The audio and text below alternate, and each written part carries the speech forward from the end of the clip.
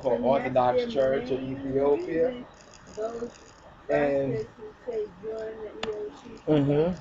yeah, because they see a picture, but that was the time. That was a whole different time. It was a different time. You see, the good thing is this: that Christ, Jesus Christus, Getachin is the same. No. But see, Getachin. The good thing is that Getachin, Jesus Christus, is the same yesterday, today, and forever. But that church, man-made church, is not the same. So it's not the same church of Haile Selassie the First. The church that we see today, so-called Orthodox Church, is not Haile Selassie's church. So when you see in the pictures, you're looking at it historically. You understand? It's not actionable intelligence right there, but it's historical intelligence or information. You know what I'm saying? We can't act off of that in this day and time because the Imperial Majesty went to the Tewahedo Beta Christian as the Ras or the Behir, the head of the church, as well as the head of state, the head of nation. But they've cut off their head. So if somebody cut off their head, they're headless. So the church is basically headless. Why would we want to go to a headless church or follow a headless church that actually committed suicide, cut off its own head? You know what I'm saying? Why would you? You know what I'm saying? That's the plain fact of people trying to dangle like His Majesty. You understand? Trying to dangle the image of His Majesty or the association of His Imperial Majesty in the Imperial Zemina. You understand? That was the Imperial, the Zemina and Negusa Neges. We're not in the Zemina and Negusa Neges. They cut off the King of Kings.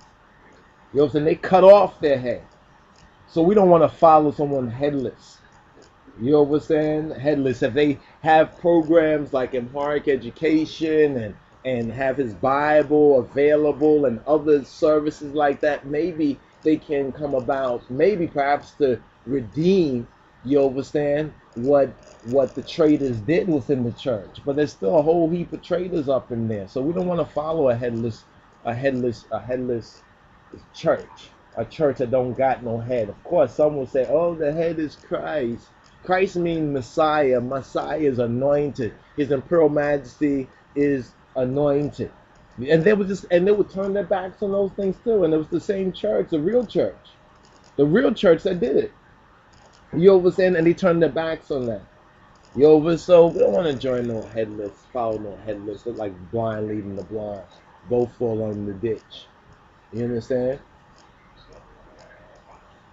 Or join so people can say, yes, now you're a real Ethiopian. Get on my face. And you're a sickie. So somebody want to tell me, I'm a real Ethiopian in their eyes. So what does that mean? That means I can open a bank account in Ethiopia? What? You know what I mean? That means you can give me back my Shashimani land that you took from me? You say, what does that mean to me? That you accept me as a real Ethiopian. What does that, how is that tangible, I think is the word I'm trying to find. How is that tangible? How is that relevant? How is that helpful, beneficial to me? You understand? Oh, you go someplace, Ethiopians will love you. And didn't they love His Majesty too? Right? They loved him at one time, right? It makes me very cautious. You understand? Very cautious. We can't just judge by appearances, man. Let's look at the righteousness. You understand? Then some people say, like, one brother was saying, oh yeah, his church, they are very tolerant of His Imperial Majesty. Well, whoopie-doo. One Ethiopian Orthodox church or another one is tolerant. They tolerate rosters. Ain't this something? They tolerate some nostalgia about His Imperial Majesty. And that's supposed to be bait. That's their sticky paper. That's the sticky paper they use.